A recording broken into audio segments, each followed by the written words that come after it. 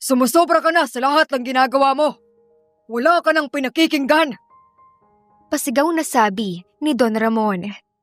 Sa Maynila, kilala si Monique Villarreal bilang dalagang sosyalera. Isa siyang tipikal na it girl na sanay sa magagarbong kasuotan, mamahaling bags at mga sapatos, at mga gala sa mga high-end na cafe. Maputi ang kutis niya na laging alaga sa mga mamahaling skincare. Mahaba ang kanyang buhok na kulay chestnut brown, tuwid at makintab na tila ba parating bagong ayos mula sa isang mamahaling salon. Ang kanyang mga labi ay laging may mamahaling lipstick na bagay sa kanyang makinis na balat. Sa unang tingin pa lang ay alam mo nang anak mayaman siya. Ngunit sa likod ng maganda niyang muka at pino niyang itsura, may ugali siya na hindi kinagigiliwan ng nakararami. Siya ay spoiled brat, rebelde, matigas ang ulo at walang pakialam sa pagod o sitwasyon ng iba. Palagi siyang nakadepende sa yaya, driver at mga katulong. Para sa kanya ay normal lamang ang utusan ang mga tao at sumimangot kapag hindi nakuha ang gusto. Sa isang malaking bahay sa Forbes Park, muling nagbangayan ang mag-ama. Daddy, bakit ba lagi ka nalang ganyan? Lahat ng ginagawa ko, mali sa paningin mo. Inirapan niya ang ama habang nakasandal sa may sofa at hawak-hawak ang bagong bili niyang designer bag. Monique, hindi ka na bata. Wala kang ibang alam kundi gumastos, mag-shopping, at makipag-party gabi-gabi. Puro luho ang inaatupag mo. Matigas ang boses ng ama at nakatayo ito sa harapan niya na parang isang hukom na handang magpataw ng parusa. Ano naman ha? May pera naman tayo, Daddy. Hindi ba't para sa akin din naman lahat ng yun? Bakit ba pinagdadamot mo ang kasiyahan ko? Napabuntong hininga ang kanyang ama. Halatang pagod na sa paulit-ulit nilang argumento. Sumusobra na ang lahat ng ginagawa mo. Wala ka nang pinakikinggan. Ano na naman yan, Daddy? Akala mo ba, hindi ko alam ang nangyari? Nagwala ka sa isang bar. Hinamak mo ang lahat ng tao. Pinagsalitaan mo sila. At nanakit ka pa ng mga tao.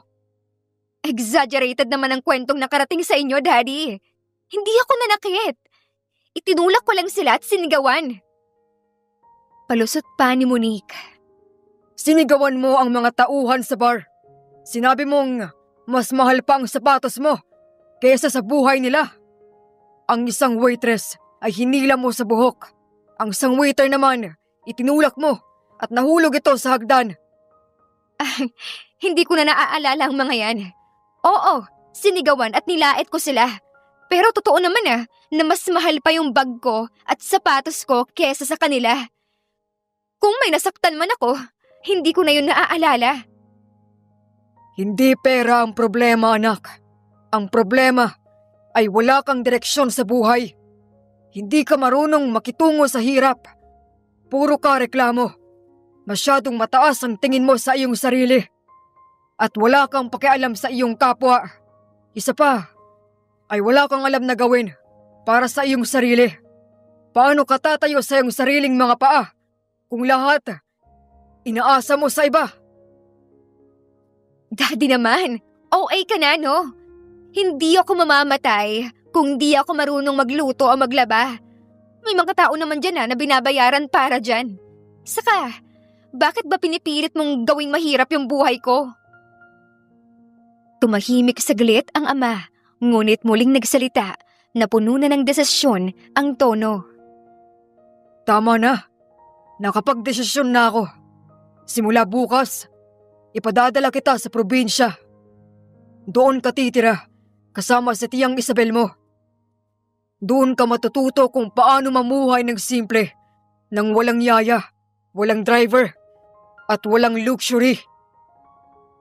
Parang gumuho ang mundo ni Monique.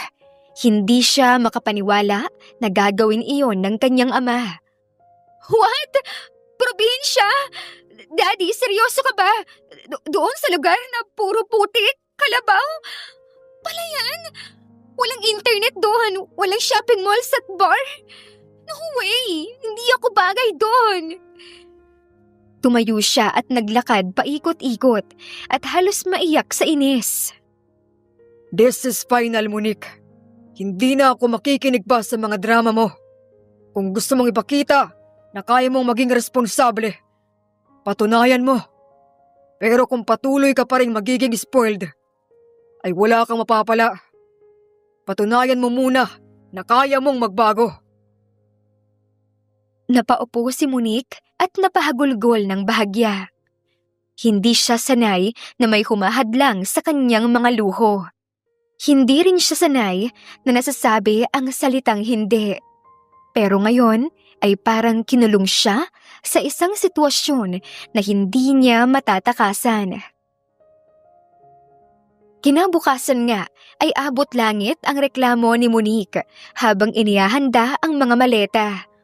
Punong-puno ng branded na mga damit, sapatos at accessories ang kanyang mga dala na parang pupunta lang siya sa isang long vacation.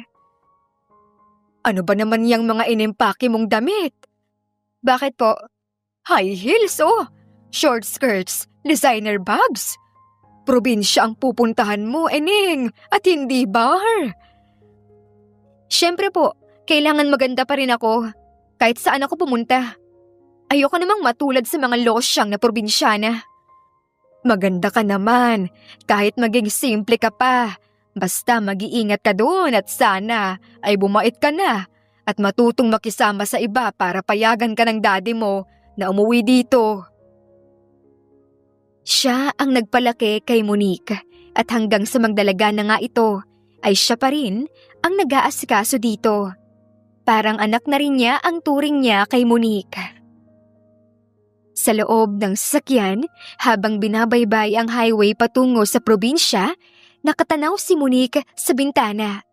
Sa bawat kilometro na nilalayo nila mula Maynila, ay pakiramdam niya ay mas lalo siyang napapalayo sa mundo na kanyang nakasanayan.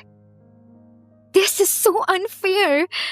Ang dami namang ibang paraan dyan para turuan ako ni Daddy. Bakit kailangan sa probinsya pa?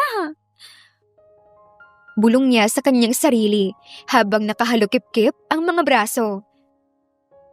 Nang sa wakas ay dumating sila sa baryo, ay sinalubong siya ng sariwang hangin, malawak na bukid at mga batang nakapaa na naglalaro sa daan.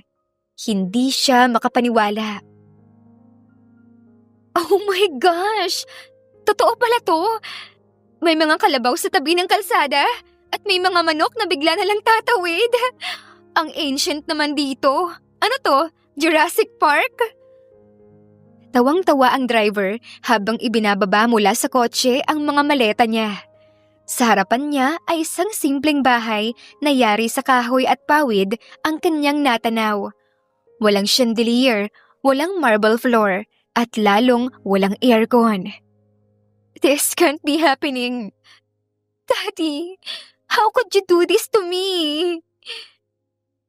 Bulong niya sa kanyang sarili at napapikit pa siya sa sama ng loob. Ngunit wala na siyang magagawa pa. Ito na ang simula ng kanyang bagong buhay. Isang buhay na hindi niya ginusto, pero unti-unting magbabago sa kanya. Sa harapan niya ay isang simpleng bahay na yari sa kahoy at pawid ang kanyang natanaw. May maliit na hardin sa gilid na punong-puno ng mga halaman at may mga manok na malayang gumagala sa bakuran. Malayo ito sa engrandeng mansyon na nakasanayan niya sa Maynila, kaya agad siyang napasimangot. Oh my gosh! Talagang ito na ba yung bahay na titirhan ko? Paano ko naman ito masusurvive? Habang hawak-hawak ng driver ang maleta, ay lumabas mula sa bahay ang isang matandang babae na may mabait na muka. Siya ang kapatid ng ama ni Monique at matagal nang nakatira sa baryo. Malayong-malayo ang buhay nito sa ama niyang mayaman at negosyante. Payak ang buhay ng kanyang tiya Isabel, pero halata sa mukha nito na masaya ito. Monique, anak! Mabuti at dumating ka na. Halika at pumasok ka na at nang makapagpahinga ka. Nilapitan si Monique nang umiti kahit pilit. Hi po, Tia. Ang simple pala ng bahay ninyo. Oo, anak. Simple lang pero puno ng pagmamahal. Ay makikita mo ay masasanay ka rin dito. Wala po akong balak masanay dito. Uuwi din ho ako sa bahay namin kapag nawala na yung topak ni Daddy.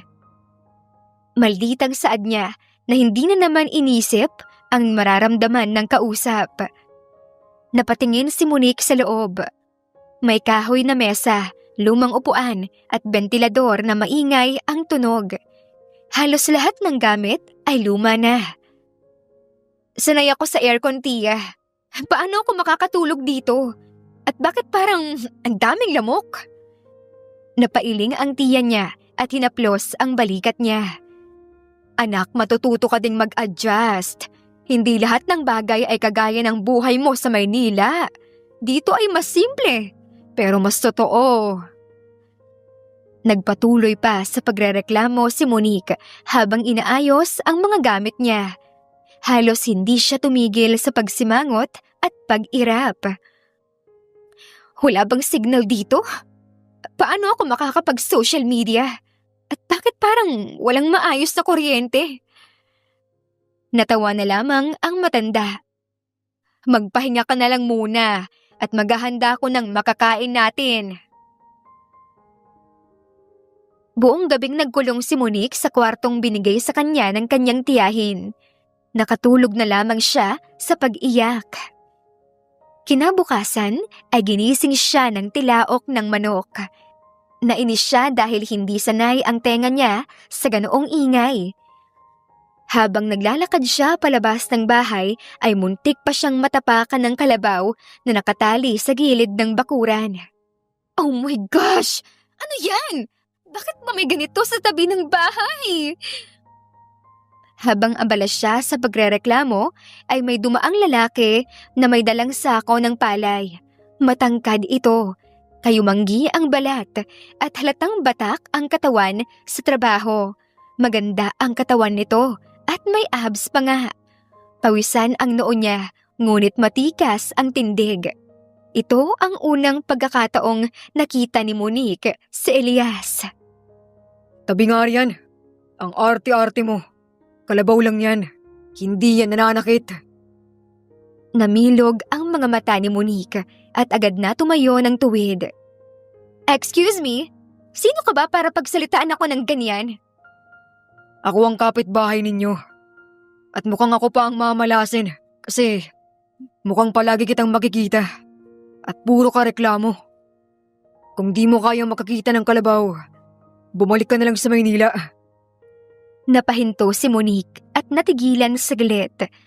Sanay siya na walang sumasagot sa kanya sa Maynila, pero ngayon may taong lumalaban sa bawat salita niya. Hindi mo ako kilala, kaya huwag mo akong hinuhusgahan. At FYI, hindi ako basta-basta lang, no? Anak ako ng kilalang negosyante sa Maynila. Ganun ba? Kaya pala spoiled ka. Alam mo bang dito sa probinsya, walang silbi ang pera kung wala kang sipag at tiyaga. Tingnan natin kung hanggang saan yung arte mo. Nagmumukmok si Monique habang naglalakad pabalik sa bahay. Sinundan siya ng kanyang tiya at pilit na pinapakalma. Anak, huwag mo nang intindihin si Elias. Ganun talaga yung bibig nun, pero mabait na tao yon. Marunong yon sa bukid at madalas siyang tumulong sa iba. Siya ang naaasahan kong tumulong sa akin dito sa bahay. Elias pala pangalan niya. Tia, hindi ko alam kung matatawa ako o maiinis. Sino ba siya para sermonan ako? At bakit parang galit na galit sa akin yun? Parang nagulat lang naman ako sa kalabaw Masisisi mo ba ako kung di naman ako sanay sa kalabaw? Siguro dahil hindi sanay ang mga taga rito sa ugali mong maarte. Pero huwag kang mag-alala, matututo ka din. Well, good luck sa kanya. Hindi niya ako basta-bastang mapapagalitan. Kinahapunan ay lumabas si Monique para maglakad-lakad. Nakita niya si Elias na nagdidilig ng mga pananim. Nagkaroon ng maliit na aksidente nang madulas siya sa putik at muntik nang mahulog sa pilapil. Agad siyang sinalo ni Elias, pero dahil mabigat ang dala niyang sako, ay pareho silang nadapa. Ang dumi! May putik pa sa damit ko! This is so disgusting! Kung hindi ka kasi nagmamaganda at naglalakad sa pilapil na naka-heels pa, ay hindi ka madadapa. Dinamay mo pa ako. Galit na saad ng binata. At least marunong akong mag-ayos ng sarili ko. Hindi katulad mo na puro pawis at putik. Ang dungis mo pa. Mas gugustuhin ko ang pawis at putik na galing sa pagtatrabaho kaysa pabango at make-up na puro arte. Napahinto si Monique at napatingin kay Elias. Kahit naiinis siya, ay hindi niya maiwasang mapansin ang tapang ng mga mata nito at ang lakas ng dating. Hindi naman kasi maitatanggi na gwapo ito. You're so rude! Hindi pa nga tayo magkakilala ng maayos. Ganyan ka na magsalita. Fine, I will just stay out of your way. Mas mabuti pa nga yun eh. Huwag kang maingay at huwag kang maarte. At wala kang maririnig sa akin. Pagka-uwi niya sa bahay, ay galit na galit pa rin siya. Pero sa loob niya ay may kakaibang inis na may halong curiosity. Hindi pa nga siya nakatagpo ng lalaking hindi natitinag sa mga salita niya. Karaniwan ay lahat sumusunod sa gusto niya. Pero si Elias ay iba. Karaniwan sa mga lalaking nakikilala niya ay nabibighani sa ganda niya at lahat ng sabihin niya ay sinusunod ng mga ito na parang tuta. Pero iba si Elias. Kaya nitong sabihin ang nasa isip nito tungkol sa kanya. Anak, mukhang may nakaaway ka na kaagad ah. Hay nako Tia, huwag na nating pag-usapan. Basta, I promise to myself na hindi na ako basta-bastang papatalo sa lalaking yun. Ngunit hindi niya alam, yun pala ang simula ng mga hindi inaasahang pagbabago sa buhay niya. Muling nagmukmok sa kanyang kwarto si Monique ng gabing yun at katulad ng mga naunang gabi ay nakatulog siya na umiiyak.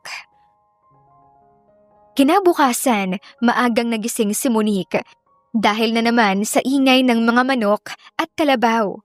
Hindi siya makapaniwala na ito na ang normal na umaga niya. Pagmulat ng mata niya, ay agad niyang hinanap ang cellphone para mag-check ng social media.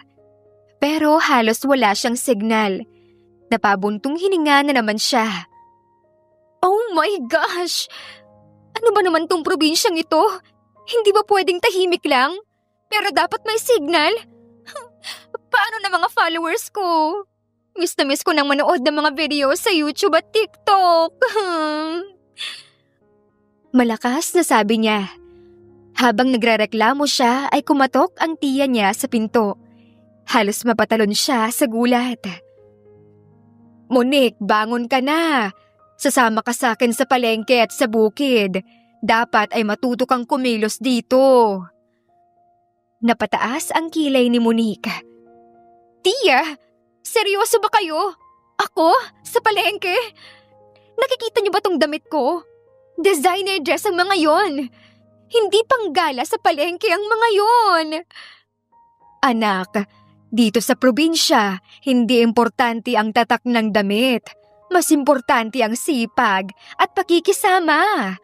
Kung gusto mong manatili dito ay matuto kang makihalubilo.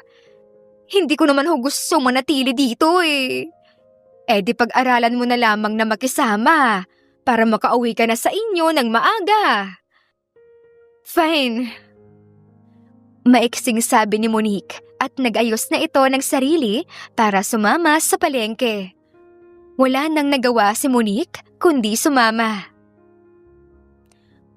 Pagdating nila sa palengke ay napaikot ang mga mata ni Monique. Ang daming tao na nagtatawaran. Ang buong paligid ay puno ng sariwang gulay, prutas at isdang bagong bili. Pero para sa kanya ay isa itong malaking kalbaryo. Napairap siya sa sama ng loob. Tiya, ang baho-baho naman dito. Amoy isda, amoy pawis, amoy kung ano-ano. Hindi ko kaya to. Nasusuka po ako, tiya.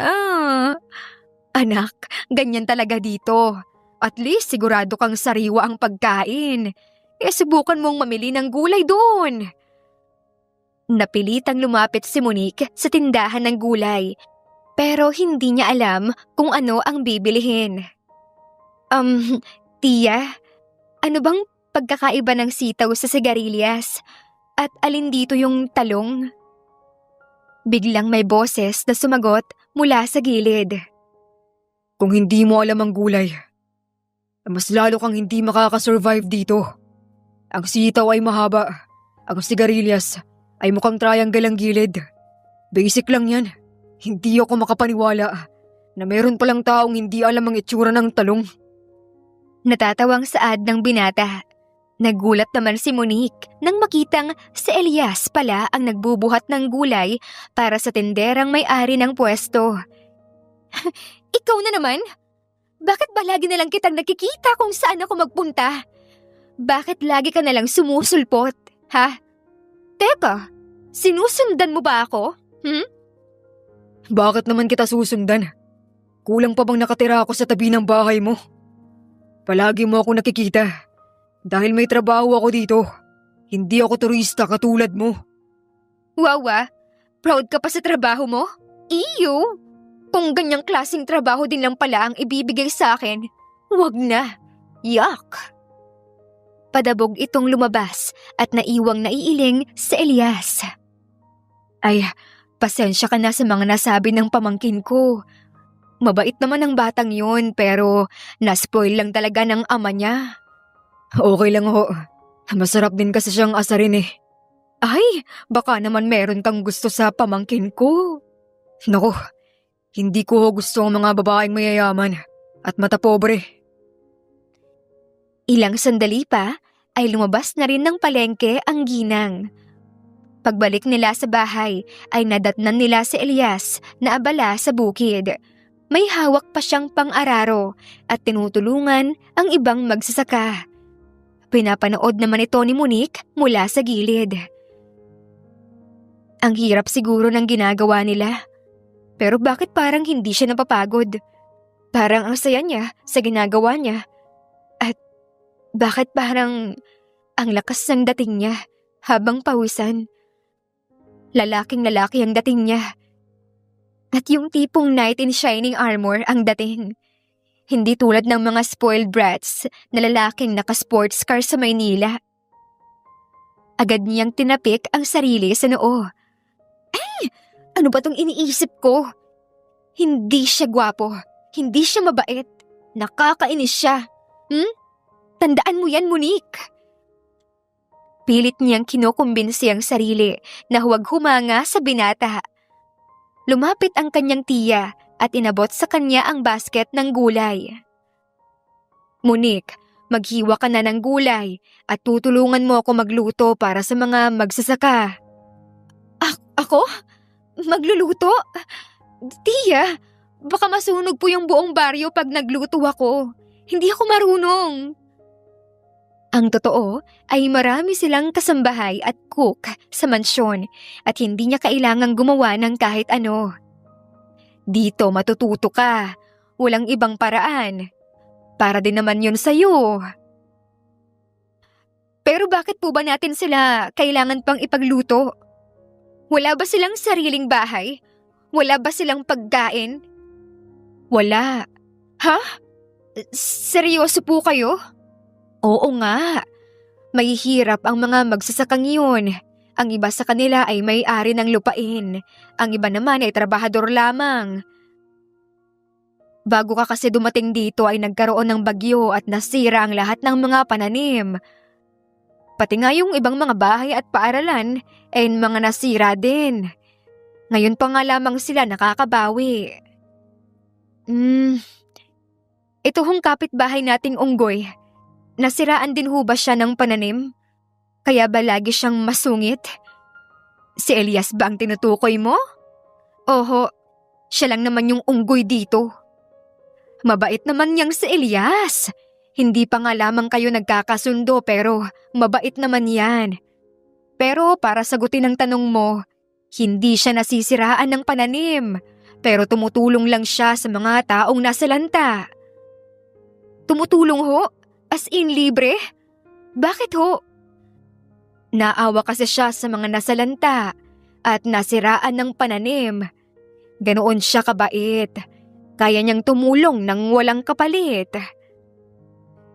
Hindi na sumagot ang dalaga, pero lihim siyang humanga kay Elias. Sa mundong ginagalawan niya ay bihira ang taong may pusong katulad ni Elias. Wala ring nagawa si Monique kung hindi ang pumayag na tumulong sa pagluluto ng mga pagkain. Habang naghahanda ng gulay ay puro reklamo ang lumalabas sa bibig ni Monique. Ang hirap magbalat ng bawang, ang dami niyang balat. At bakit ang sibuyas nakakaiyak? Ang unfair! Ang sakit na ng kamay at mga mata ko. Napapailing na lang ang tiya niya pero natatawa. Nang sinubukan ni Monique magprito ng itlog, ay naglagay rin siya ng mantikang sobra-sobra. Kaya nagtilamsikan sa kanyang kamay. Ay! Ang init! Ang sakit! Ayoko na! Sakto namang dumating si Elias at nakita ang eksena. Ano na naman ang ginagawa mo? Ni itlog. Hindi mo kayang iprito. Hindi ako kusinera mo. May chef kami sa bahay. Hindi ako sanay sa ganito. Kaya don't judge me. Kung ganon, huwag kang magrereklamo. Kung ayaw mong masaktan, ay matuto kang makinig at magtiyaga. At saka, kung tutulong ka rin lang naman, ay bawasan mo na rin yung arte at kakareklamo. Kinuha ni Elias ang kawali at pinakita kung paano dapat. Ganito, huwag mong isalang kaagad sa sobrang init. Kunti lang ang mantika at huwag kang kabado. Napatingin si Monique habang nagluluto si Elias. Hindi niya maipaliwanag pero parang may kakaibang init sa kanyang dibdib habang pinagmamasdan ito. Makalipas pa ang mahigit 1 oras ay naluto na ang mga pagkain at sabay-sabay silang kumain. May itlog, tuyo, pritong manok at baboy at ensaladang mangga at talong. Habang kumakain sila, ay hindi maiwasan ni Monique na obserbahan ang mga tao. Payak ang mga pagkaing nakahain, pero masayang-masaya ang mga tao.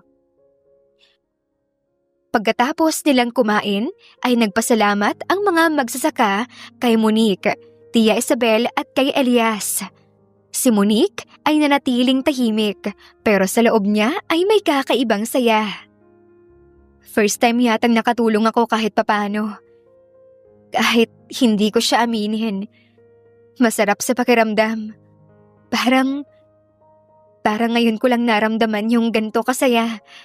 Parang may sense of purpose. Habang naglalakad pa uwi, ay biglang dumulas ang tsinelas ni Monique sa putik at muntik na siyang madapa. Mabilis naman siyang nasalo ni Elias. Ingat ka, hindi lahat ng daan ay katulad ng sa Maynila na sementado. Nag-init ang pisngi ni Monique. Namula ang magkabilan niyang pisngi. Agad siyang kumawala. Kaya ko sarili ko. Hindi ko kailangan ng tulong mo. Pero kung wala ako, nakahandusay ka na sa putik ngayon. You are so annoying. Ngunit habang naglalakad palayo sa Elias ay hindi niya maiwasang ngumiti ng palihim.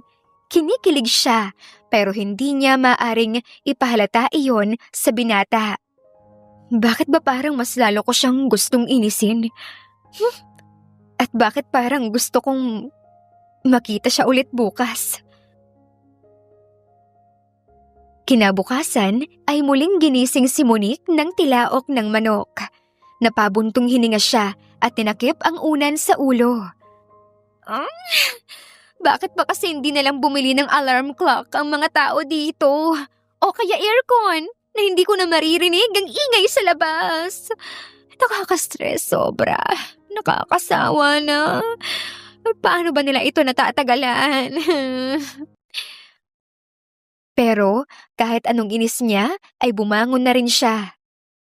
Pagkabukas niya ng bintana ay nasilayan niya ang malapintang tanawin. Ang langit ay bughaw at may mga ulap na parang cotton candy. Ang mga bukirin ay kumikislap dahil sa hamog. May mga batang naglalaro sa tabi ng ilog habang ang mga matatanda ay abala sa pagtatanim. Hmm, well, aaminin ko, maganda naman pala dito. Para kang nasa ibang mundo. Pero hindi ibig sabihin ay bagay na ako dito. Pwede sigurong pag magbabakasyon, pero hindi pang matagalan. Hindi niya namamalayan na nagugustuhan na rin niya ang baryo. Paglabas niya ng bahay ay nadatnan niya ang kanyang tiya na abala sa paghahanda ng almusal. Oh, Monique, anak! Pagkatapos mong kumain ay sasama ka kay Elias. Tuturuan ka niyang magtanim. Simula ngayon ay magiging bahagi ka na ng bukid. Ako? Magtatanim? Tia Isabel naman, baka masira lang yung mga tanim nila kapag ako yung humawak. At baka magka-rashes pa ako sa lupa. Baka magkasugat o pumangit yung mga kuko ko at kamay ko kapag laging nakababad sa putik. Ayoko po, tita. Ang pagtutol ni Monique kahit paalam naman niyang wala siyang magagawa. Kapag sinuway niya ang kanyang tiya, ay magre-report ito sa kanyang ama at lalo lamang lalabo ang pag-uwi niya sa Maynila. Ngumiti lamang ang kanyang tiya Isabel. Diyan ka matututo. Si Elias ang bahala sa'yo. At parang itinakda ng tadhana. Dumating si Elias sakay ng kalabaw. Pawisan ito at nakasimpleng t-shirt na puti na may bahid na ng lupa. Pero mas lalo siyang tumingkad sa mata ni Monique. Oh, nariyan ka na pala. Handa ka na bang marumihan? Excuse me? Hindi ako basta-bastang nadudumihan. At hindi ako basta-basta, no? Ano ba? Basta hindi ko yan trip. Kaya nga kailangan mong subukan. Halika, huwag kang matakot. Nakakainis talaga dito. Dinala ni Elias si Monique sa bukid. Inabot niya ang isang maliit na pala. Una, kailangan mong bungkalin ng lupa. Gamitin mo ito. Simple lang yan. Kayang-kaya mo yan. Kaya kahit tulog ka pa, kaya mo yan. Kinuha ni Monique ang pala at sinubukang ibaon sa lupa. Pero halos hindi kumilos ang lupa. Oh my gosh! Bakit ba ang tigas? Baka mabali pa yung kuko ko. Hindi ko ang gamit dito. Lakas ng loob at braso. Halika, tutulungan kita.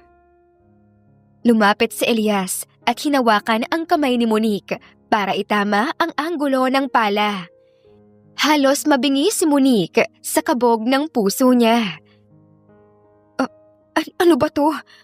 Bakit ba parang biglang umiinit yung pisngi ko? Bakit ganito yung pakiramdam ko na mapalapit sa katawan niya? Dapat ganito. Tingnan mo. Kapag sabay tayong tumulak, mas madali. Sabay nilang ibinaon ang pala at nabungkal nila ang lupa. Napanganga naman si Monique. Uy! Nakuha ko! Nakapaghukay ako ng lupa! Natatawa naman si Elias. Kasi hindi ka na maarte. Kung lagi kang ganyan, ay baka maging magsasaka ka din. Ha? Never! Pero, salamat ha. Salamat sa effort at pasensya mo sa pagtuturo sa akin. Unang beses na nakita ni Elias na ngumiti si Monique ng totoo. Natigilan si Elias at hindi maipaliwanag ang kanyang naramdaman. Maganda naman kasi si Monique, pero mas maganda pala ito kapag nakangiti. Pagkatapos magbungkal, ipinakita naman ni Elias kung paano magdilig. May dala siyang timba ng tubig mula sa poso. Simple lang. Iikot ka lang sa taniman at ibubuhos ang tubig ng dahan-dahan. Kinuha ni Monique ang timba pero sobrang bigat nito kaya muntik siyang madapa. Agad siyang nasalo ni Elias. Mag-ingat ka naman. May mga bagay na dapat mong gawin pero hindi lahat ng bagay ay kaya mong mag-isa. Pwede ka rin namang humingi ng tulong kapag talagang hindi mo kaya. Ang importante ay sumubok ka. Nag-init ang mukha ni Monique. Kaya ko naman. Sobrang bigat lang kasi. Tutulungan na kita. Hawak nila ang magkabilang gilid ng timba at sabay na naglakad. Habang umaagos ang tubig sa lupa, ay ramdam nilang magkadikit ang kanilang mga braso. Bakit parang ang awkward? Pero bakit parang ayoko ring matapos kaagad? Hindi niya alam ay ganoon din pala ang nararamdaman ni Elias. Lihim din nitong hinahangaan ang taglay na ganda ng dalaga. Pagbalik nila sa bahay ay naghanda ng tanghalian ang tiya Isabel niya. Inutusan niya si Monique na maghiwa ng gulay habang si Elias ay nag-iigib ng tubig. Nakakainis! Lagi na lang akong inuutusan. Pero at least, this time, hindi na ako mag-isa. May kasama akong nakakainis pero sweet naman. Kinikilig niyang sabi sa kanyang sarili. Habang naghihiwa ng gulay si Monique ay nadulas ang kutsilyo at muntik siyang masugatan. Agad na sumulpot naman si Elias at hinawakan ang kanyang kamay. Uy, dahan-dahan. Hindi ito laruan. Tingnan mo, muntik ka ng masugatan. Sorry, hindi talaga ako marunong nito eh. Kung hindi ka marunong, matuto ka. Nandito naman ako. Tutulungan kita. Muli na namang bumilis ang tibok ng puso ni Monique. Salamat. Halos hindi huminga si Monique habang magkalapit sila ni Elias. Matapos magluto ay masaya nilang pinagsaluhan ang niluto nilang kaldereta. Hindi mapigil ni Monique ang humanga na naman sa binata. Nagluto ito ng kaldereta at iyon na ata ang pinakamasarap na natikman niya. Mas masarap pa nga iyon kumpara sa luto ng cook nila sa mansyon nila sa Maynila. Pagkatapos ng buong araw na gawain ay niyaya ni Elias si Monique na magpahinga sa tabing ilog. Kapag pagod ka, dito ka lang tumambay. Presko at nakaka-relax. Umupo sila sa damuhan habang pinapanood ang mga batang naliligo. May dalang buko si Elias at inaabot ito kay Monique. Tikman mo. Natural yan. Hindi katulad ng mga iniinom sa Maynila na puro kemikal. Uminom si Monique at napangiti. Wow, ang sarap pala. Hindi ko akalain na ganito ito ka-fresh. Tulad ng buhay dito. Simple, pero totoo. Napatingin si Monique kay Elias. Saglit silang nagkatitigan. Para bang nakalimutan nila na may ibang tao sa paligid. Bakit ba ang tagal niyang tumitig? At bakit hindi ko maiwasang tumingin din? Bigla na lang silang natauhan nang may dumaang aso at tinahulan sila. Pareho silang natawa. Kita mo, pati aso rito ay alam na hindi ka sanay. Pero kahit papaano, nag-e-enjoy na ako dito. Yan ang gusto kong marinig. Nakangiting saad ni Elias. Pagbalik nila sa bahay ay medyo tahimik si Monique. Habang nakahiga siya sa kama ay iniisip niya ang mga nangyari. Hindi ko maintindihan. Dati ay puro reklamo lang ako. Ngayon, parang may kakaibang dahilan para bumangon bukas. At bakit si Elias ang dahilan? Sa labas ng bintana ay nakita niyang naglalakad si Elias pauwi mula sa bukid. Pawisan pa rin ito, ngunit nakangiti. Hindi ko siya gusto, di ba? Pero bakit parang gusto ko siyang makita ulit bukas? At sa unang pagkakataon ay nakatulog siya nang may ngiti sa labi. Dati-rate ay nakakatulog siya sa pag-iyak dahil gusto niya nang umuwi sa Maynila. Pero ngayon, masaya na siya. Masaya siyang kasama si Elias. Masaya siyang kausap ito. Kinabukasan ay muling nagising si Monique sa tilaok ng manok. Pero sa halip na mainis ay napangiti siya. Ay nako, nakasanayan ko na yata itong alarm clock ng bukid. Hindi ko na rin pinagtataka kung bakit ang aga kong nagigising. Kapag tumagal pala, ay hindi na rin nakakainis na magising sa tilaok ng manok. Nakangiting sabi niya sa kanyang sarili. Malayong malayo sa dati na naiinis siya kapag nagigising sa tunog ng mga hayop. Pagbaba niya ay nadatnan niya si Elias na nakatayo sa bakuran. Bit-bit ang isang basket ng bagong pitas na gulay at prutas. Oh, gising ka na pala. Sakto. May almusal ka na. Ako? Hindi ba para kay Tia Isabel yan?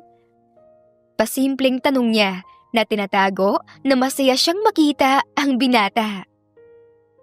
Para sa ating lahat ang mga ito. Pero sa tingin ko, ay mas bagay sa ito kaysa sa mga canned goods na palagi mong hinahanap.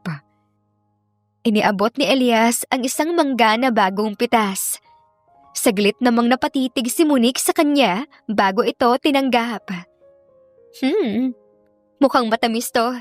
Salamat. Walang anuman.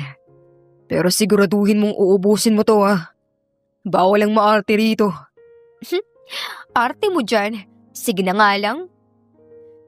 Binalatan at kinagat ni Monique ang mangga at napapikit siya dahil sa tamis. Nang imulat niya ang mga mata, ay nakita niyang nakatitig si Elias na parang natutuwa sa kanya. Ano? Bakit ba ganyan ka makatingin? Ngayon lang kitang nakitang ngumiti ng ganyan. Parang totoo na masaya ka dito. Napayuko si Monique at namula.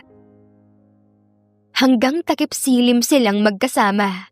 Panay lang ang kwentuhan nila at kumakain din sila ng mga prutas. Nang mga oras ng iyon ay kompleto na ang araw ni Monique at parang kontento na siya. Kinabukasan ay tumulong si Monique kay Tia Isabel sa paglalaba. Nakayuko siya sa batya at sinusubukang magkusot ng damit pero halos hindi siya makasabay. Grabe naman to, ang hirap! Sa Maynila kasi automatic washing machine lang yung ginagamit ng mga kasambahay namin. Paglabas ng mga damit, tuyo na. Dito halos mabali ng mga kamay ko. Biglang lumapit si Elias. Baka naman kaya ka hirap na hirap dyan ay dahil mali yung ginagawa mo. Halika, ipapakita ko sa'yo. Hinubad nito ang tsinelas at lumapit sa batya. Kinuha niya ang isang damit at pinakita ang tamang paraan ng pagkuskos. Malalakas ang braso ni Elias at bawat galaw nito ay parang sanay na sanay. Ganito lang, hindi mo kailangang puwersahin. Kailangan lang ng tamang tiyempo. Sinubukan ni Monique na gayahin siya. Panay ang tawanan nila at nagbabasaan pa nga sila ng tubig na parabang mga bata. Maya-maya pa ay gumagawa na sila ng bubbles gamit ang sabon. Hindi maipaliwanag ng dalaga kung bakit ganoon na lang ang tuwa sa puso niya. Pagdating ng tanghalian ay napagpasyahan ni Monique na siya naman ang magluluto. Tignan nyo, kaya ko rin naman hindi lang ako maarte katulad ng iniisip ninyo. Habang nagtatadtad siya ng sibuyas ay biglang pumatak ang luha niya. Masaya ako na sinusubukan mo ng matuto. Oh no! Bakit ganito? Ang sakit sa mata! Ano ka ba? Normal lang yan, no? huwag mong ipahid sa mata mo yung kamay mo. Halika, ako na. Kinuha ni Elias ang kutsilyo at ipinagpatuloy ang paghiwa. Habang nakatayo siya sa tabi ni Monique ay halos magdikit ang kanilang balat. Ramdam ni Monique ang init ng katawan ng lalaki at biglang bumilis ang tibok ng puso niya. Ano ba to? Ang lapit niya.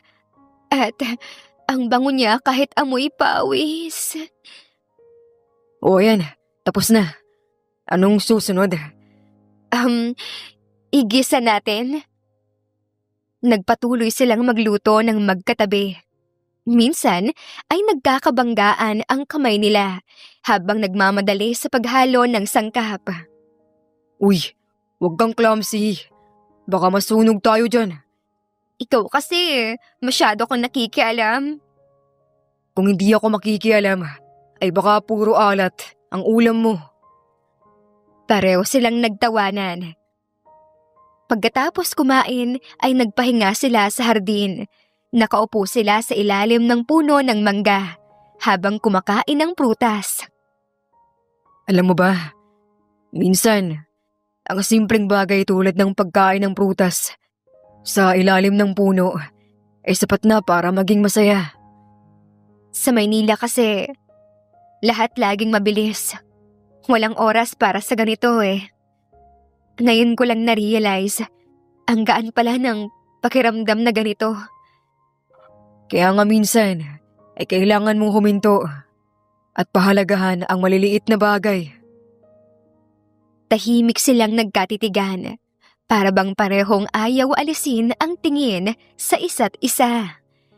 Hanggang sa biglang may maliit na bulaklak ang nahulog sa buhok ni Monique. Dahan-dahan iyong kinuha ni Elias. Ayan, may souvenir ka pa sa buhok mo. Namula si Monique at napayuko. Salamat. Ang ganda naman nito. Mas maganda ka pa riyan. Anong sabi mo? Agad namang nataranta sa Elias. Wala no. May sinabi ka eh. Napakamot na lamang sa ulo si Elias. Ang sabi ko, mas maganda ka pa sa bulaklak na yan. Aba, nambobola ka pa. Tawagin mo na akong masungit o istrikto. Pero hindi ako bolero Totoo namang nagagandahan ako sa'yo. At mas maganda ka pa kapag hindi ka maarte. Nakangiti niyang paliwanag. Kinilig na naman si Monique at sa pagkakataong ito ay hindi na niya itinago ang nararamdaman. Talaga lang Kinabukasan ay isinama ni Elias si Monique sa bayan para bumili ng mga gamit. Habang naglalakad sila sa palengke ay tila para silang mag-asawa. Binati pa sila ng isang tendera na kakilala ni Elias. Tinanong nito kung sino raw si Monique at pinuri pa na ang ganda raw ng dalaga. Kaibigan ko, dito siya nakatira pansamantala. Pamangkin siya ni Tia Isabel. Kaibigan lang pala ha. Mahinang sabi ni Monique sabay irap. Ano yun? Wala. Sabi ko, ang dami palang tao dito. Habang bumibili sila ng gulay, ay nag-abot ng sukli ang tendera. Sabay na kinuha iyon ni Monique at Elias, kaya't nagkadikit ang kanilang mga kamay. Pareho silang napatitig sa isa't isa at natawa na lang. Sa kanilang pag-uwi ay sumakay sila sa kariton na hinihila ng kalabaw. Tahimik silang nakaupo pero ramdam ang tensyon.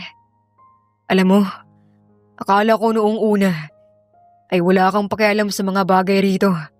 Pero iba pala. Ako din, akala ko noong una ay puro yabang at sungit ka lang. Pero may iba pa rin pala sa'yo. Nagkatitigan sila at sabay nangumiti.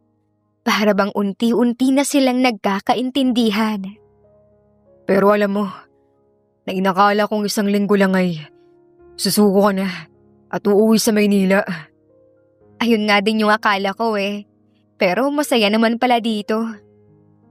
Masaya ako na nagtagal ka dito. Salamat sa'yo. Malaking tulong ka kaya nagtagal ako dito at natuto din. Masaya akong makatulong. Kinagabihan, bago matulog, ay napadungaw si Monique sa bintana. Nakita niyang si Elias ay abala sa pagbubuklod ng mga tanim. Lumabas siya at nilapitan ito. Uy, hindi ka pa ba magpapahinga? Ang dami mong ginawa buong araw. Sanay na ako. Pero salamat at nag-alala ka. Hindi naman sa nag-aalala. Siguro, konti lang. Aba, kunti lang pala. Malaking bagay na yun. At nagtawanan sila. Tahimik silang naglakad pabalik sa bahay. Pagpasok ay sabay silang tumingin sa isa't isa. Good night, Monique. Good night, Elias. At sa unang pagkakataon ay nakatulog silang pareho na masaya at puno ng pag-asa. Kinabukasan ay maaga na namang nagising si Monique dahil sa tila nakasanayan na rin niyang kaluskos ng mga manok at tilaok na gumigising sa buong baryo. Dati ay naiirita siya, pero ngayon ay parang masaya na rin siyang naririnig iyon. Bumangon siya at lumabas ng silid. Sa may kusina ay nadatnan niya ang kanyang tiya na nagtitimpla ng kape. Magandang umaga, Iha. Good morning po, tiya. Mukhang maaga ka na rin talagang gumising ngayon, ano? Medyo po. Ang lamig kasi ngayon ng hangin sa umaga. Ang sarap. At saka parang alarm clock na po yung mga manok dito. Habang nakikipag-usap siya sa kanyang tiya, ay biglang kumatok si Elias. May dalang basket ng bagong pinitas na mangga at ilang perasong gulay mula sa bukid. Magandang umaga po, Tia Isabel. Ito na ho. May kaunting ani mula sa bukid. Paglingon niya kay Monique ay bahagya siyang ngumiti. Magandang umaga rin sa'yo.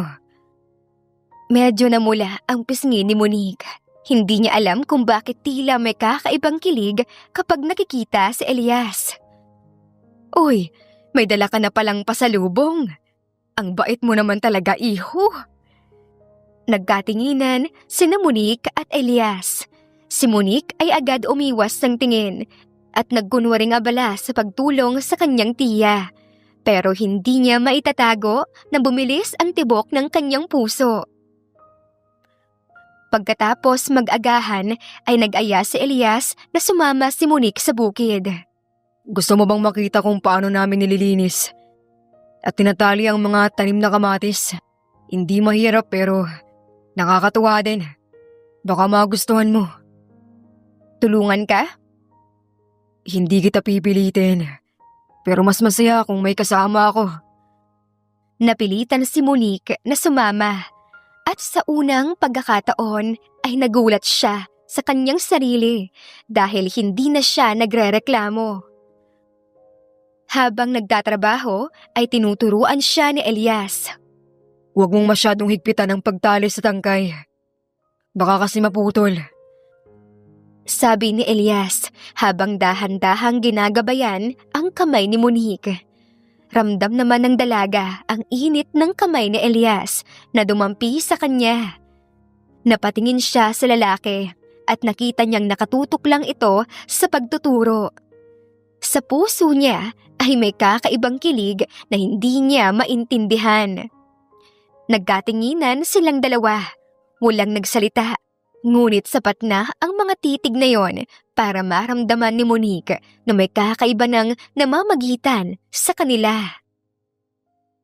Sa mga sumunod na araw ay palaging pinapadalhan ni Elias si Monique ng mga prutas. Minsan ay mga manggang hinog, minsan naman ay buko na siya mismo ang pumutol. Para sa'yo, masarap to kapag malamig. Sabi ni Elias habang inaabot ang buko. Salamat. Mahinhing sagot ni Monique na halatang natutuwa sa simpleng effort ng lalaki.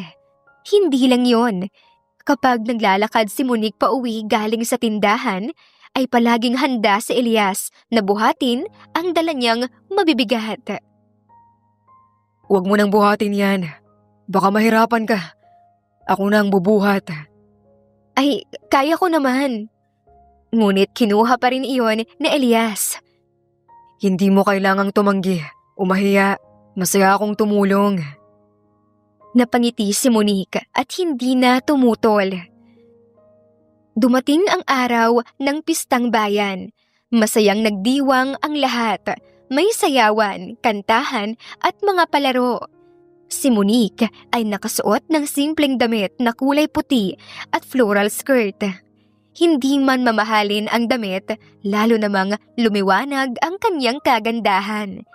Simpleng damit na malayo sa mga mamahalin niyang outfits sa Maynila. Regalo ang mga yon ng kanyang tiya Isabel.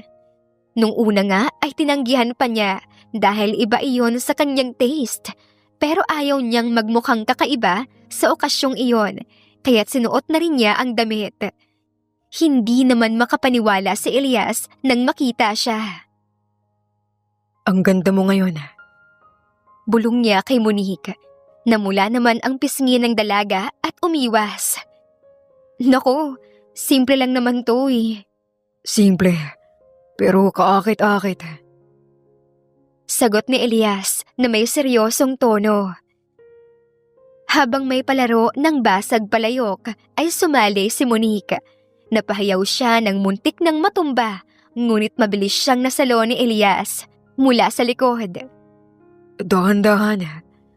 Bulong ni Elias malapit sa kanyang tenga. Napatingin si Monique sa kanya at halos magtama ang kanilang mga labi. Kung hindi lang sila agad naputol ng tawanan ng mga bata sa paligid. Masaya ang pagdiriwang at buong gabing nag-oobserba si Elias sa dalaga. Natutuwa siyang naka-adjust na ito sa buhay probinsya at ramdam din niya na espesyal na talaga ang dalaga sa kanya. Kinabukasan ay tinawag ni Elias si Monique. Sa ilalim ng malaking puno ng mangga ay naghintay siya, dala ang gitara. Pwede ba kitang kantahan? Medyo nahihiyang tanong ni Elias. Ha? Marunong ka palang kumanta? Marunong kang maggitara? Gulat naman niyang tugon. Ngumiti si Elias at nagsimula ng tugtugin ang gitara. Ang kanta ay hindi perpekto, ngunit ramdam ang puso at senseridad. Habang nakikinig si Monique ay hindi niya mapigilang mapaluha. Naramdaman niya na hindi na biro ang ginagawa ni Elias. Totoong may espesyal nang nararamdaman ang binata para sa kanya. Pagkatapos kumanta ay lumapit si Elias. Monique, hindi na ako magpapaligoy-ligoy pa. Simula pa lang nang dumating ka rito, akala ko wala kang pakialam sa mga tao. Pero nakita ko ang pagbabago mo. Nakita mong kaya mong maging totoo at mabuti. At doon ako nahulog. Mabuting tao ka at mabuti rin ang puso mo. Natigilan si Monique, hindi siya agad makapagsalita. Ngunit kitang-kita sa kanyang mga mata ang pagtibok ng damdamin. Elias, hindi ko alam kung paano sasabihin. Pero, iba na rin ang nararamdaman ko ngayon. Hinawakan ni Elias ang kamay ni Monique. Hayaan mong ligawan kita. Hindi ko kayang palampasin ang pagkakataong ito. Gusto kitang makasama, hindi lang bilang kaibigan, kundi bilang babae na minamahal ko. Oo, Elias. Kung gusto mo akong ligawan, ay papayag ako. Nagkatinginan sila at sa ilalim ng punong mangga ay nagsimula ang isang bagong yugto ng kanilang kwento. Ang panliligaw na puno ng pag-asa at pag-ibig. Tahimik ang hapon sa probinsya. Ang hangin ay banayad na dumadaloy mula sa bukid at sumasayaw ang mga palay na tila ba nakikibahagi sa isang lihim na kasayahan. Sa ilalim ng punong mangga ay naroon si Elias, abala sa pag-aayos ng mga kahoy na gagamitin para sa maliit na bangkito. Nakasuot siya ng puting kamiseta na medyo basang-basa ng pawis at kupas na pantalon. Sa kabila ng kanyang pagod ay maliwanag ang kislap ng kanyang mga mata na para bang may inaabangan siyang espesyal na mangyayari. Samantalang si Monique naman ay nasa loob ng bahay ng kanyang tiya. Nakatayo siya sa harapan ng salamin. Pinagmamasdan ang sarili. Hindi niya maunawaan kung bakit para siyang kinakabahan. Para bang meron siyang malaking desisyon na gagawin ngayong araw. Sa isip-isip niya, ano ba to, Monique? Bakit ka kinikilig? Hindi ka nga sanay sa gantong klaseng buhay pero bakit parang unti-unti mo na itong nagugustuhan? Biglang kumatok ang kanyang tiya sa pinto. Iha? Si Elias naghihintay sa labas. Siguro ay gusto kang makausap. Malumanay ang boses ng kanyang tiya, ngunit halata ang ngiti sa kanyang labi. Ha? Ako po? Ngayon? Oo, iha. Huwag mo siyang hayaan na maghintay. Baka mainip yung binatang yun. Huminga ng malalim si Monique at nagpasya na ring lumabas. Pagdating niya sa ilalim ng punong mangga, ay naabutan niyang nakaupo si Elias. Hawak ang isang maliit na kahoy na upuan na siya mismo ang gumawa. Oh, narito ka na pala. Pasensya na kung pinatawag kita. May gusto lang sana akong sabihin. Tahimik ngunit seryoso ang kanyang tinig. Umupo si Monique sa bangkito at tinitigan siya. Ramdam niya ang kakaibang tibok ng kanyang puso. Ano bang gusto mong sabihin? Parang seryoso ka ah. Seryoso nga. Tumayo si Elias, saka kinuha ang isang maliit na basket mula sa gilid ng puno. Binuksan niya ito at lumantad ang ilang prutas at bulaklak na maingat niyang inayos. Alam kong hindi ka sanay sa payak na mga bagay. Hindi ito marangyang regalo. Katulad ng mga nakukuha mo dati sa Maynila. Pero ito lang ang kaya kong ialay na galing sa puso ko. Tumigil siya sandali, huminga ng malalim at tumingin ng diretsyo kay Monique. Monique, gusto ko sanang tanungin kung handa ka nang sagutin ako. Matagal-tagal na rin naman na akong nanliligaw sa'yo. Hindi ko alam kung paano ko ito ipapaliwanag. Pero talagang mahalaga ka na sa akin. Ang araw-araw na kasama ka rito ay nagbibigay kulay sa payak kong buhay. Kaya sana bigyan mo ako ng pagkakataon na alagaan ka at mahalin. Napangiti si Monique. Hindi pa rin siya makapaniwala na darating ang sandaling ito. Ang lalaking minsan niyang inaaway, kinaiinisan at minamaliit ay siya palang magpapatibok ng kanyang puso ng ganito. Tahimik siya ng ilang sandali habang nakatingin lang kay Elias na halatang kinakabahan. Elias, sigurado ka ba? Ako tong spoiled brat na palaging nagrereklamo. Hindi ako marunong magluto. Hindi marunong sa bukid. Puro problema lang ang dala ko sa'yo. Kaya gusto mo ba talagang mahalin ang katulad ko? Kaya mo ba talaga? Sigurado ako, hindi ko hinahanap ang perpektong tao. Ang mahalaga sa akin ay ikaw. At handa akong tulungan ka, turuan at mahalin ka. Basta sana, hayaan mong mahalin kita. Napakagat labi si Monique. Ramdam niyang namumuo ang luha sa kanyang mga mata. Hindi niya maipaliwanag ang nararamdaman. Ngunit alam niyang totoo ang lahat ng sinasabi ni Elias. Elias, ang totoo, Simula pa lang, unti-unti mo na akong napapasaya. Hindi ko na rin maitatanggi. Gusto na rin kita. At ngayon, sasagutin na kita. Papahig na ako na maging nobya mo. Parang napawi ang lahat ng pagod na Elias sa mga narinig. Para siyang batang tuwang-tuwa at hindi makapaniwala. Lumapit siya kay Monique, hawak ang kamay nito ng buong pag-iingat. Totoo ba? Sasagutin mo na ako? Oo, ikaw na ang boyfriend ko. Ngiting-ngiti si Monique habang tumutulo ang isang patak ng luha sa kanyang pisngi. Hindi na napigilan pa ni Elias ang sarili. Yumakap siya kay Monique, mahigpit ngunit puno ng pagmamahal.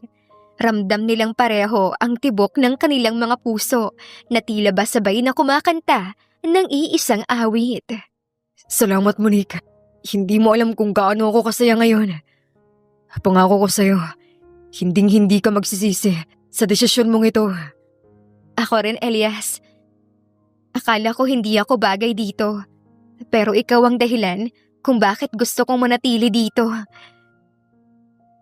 Habang magkahawak kamay silang naglalakad pabalik sa bahay, nagbibiruan pa sila na tila mga bata. O siya, boyfriend na nga kita. Pero huwag mong iisipin na natitigil na akong magreklamo. Ayos lang yon. Basta, ako nang magpapaalala sa'yo kung kailan ka dapat tumigil. Sigurado ka ba riyan? Baka naman sumuko ka din sa ugali ko Hindi ako susuko. Dahil ang mahalaga sa akin ay ikaw. Kasama ang lahat ng ugali mo.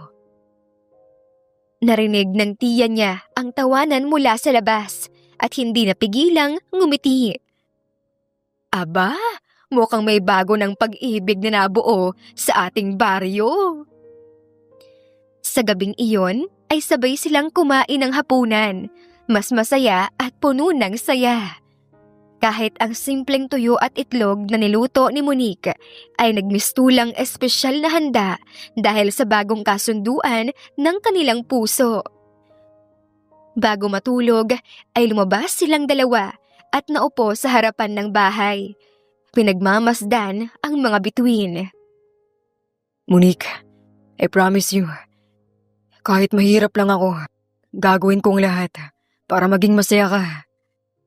Hindi ko na hinahanap ang yaman, Elias. Basta ikaw yung kasama ko, masaya na ako. At doon, sa ilalim ng kumikislap na mga tala, nagsimula ang kanilang samahan bilang magkasintahan na handang harapin ang lahat ng hamon at pagmamahalan na walang kapantay. Maagang nagising si Monique. Hindi na siya kailangan pang kaladkarin sa labas ng bahay ng kanyang tiya para lamang gumising. Ngayon ay kusa na siyang bumabangon, dala-dala ang maliit na basket ng pagkain. Pinuntahan niya si Elias sa bahay nito. Elias, dali na. Nagdala ako ng mga baon natin. May pandesal, itlog at kapeng barako para hindi ka masyadong mapagod sa pag-aararo. Ngumiti si Elias habang pinapawisan sa pagtatrabaho. Aba, bang klase Dati reklamo ka ng reklamo na mainit, na nakakadiri yung lupa. Ngayon, ikaw pang nagdadala ng agahan at nag-aayang magsaka. Siyempre girlfriend mo na ako, no? Ayoko namang magutom ka habang nagsasaka.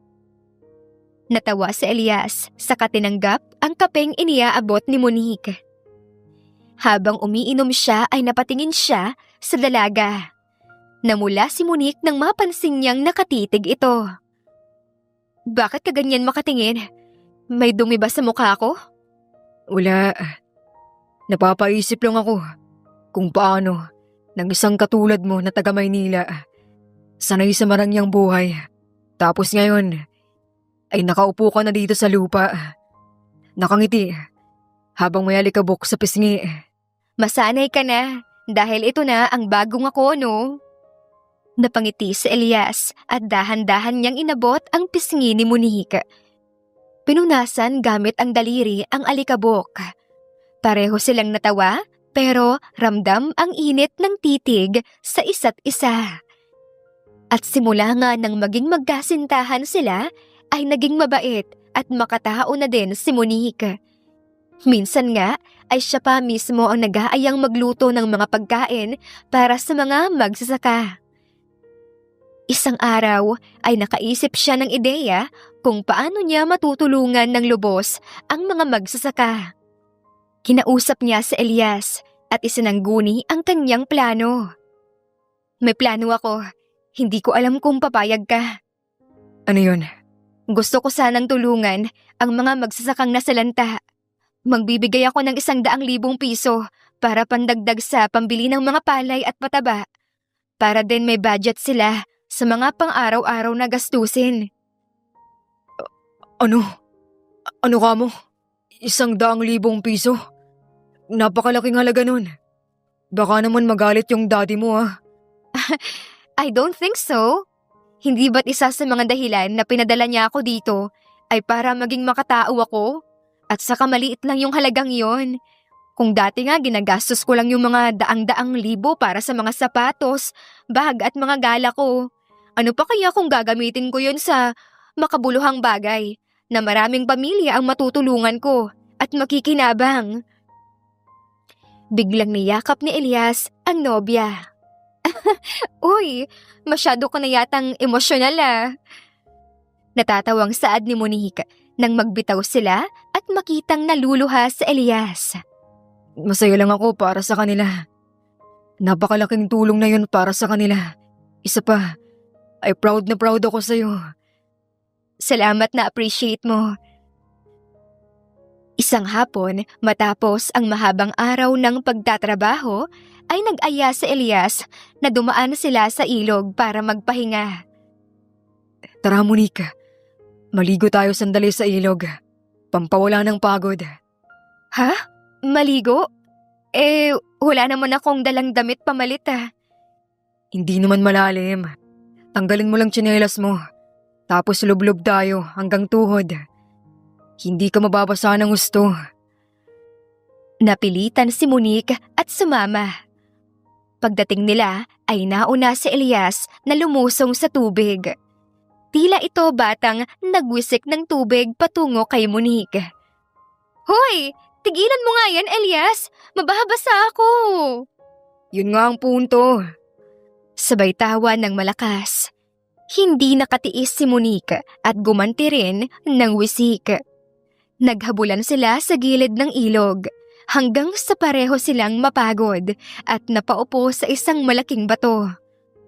Grabe ka, para kang bata. Ano naman, mas masaya maging bata kapag kasama ka.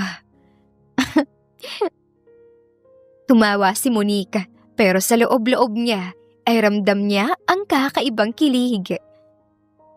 Kinagabihan ay nasa bahay sila ni Tia Isabel. Habang nag-aayos ng hapunan si Monique ay pumasok si Elias, dala ang ilang gulay na kanyang ani. Monique, ito, dagdag sa lulutuin ninyo. Sabi ni Tia Isabel, pinakbit daw ang gusto niya. Naku, mabuti na lang marunong ka magdala ng gulay. Kung ako lang, baka instant noodles na naman yung ihahain ko.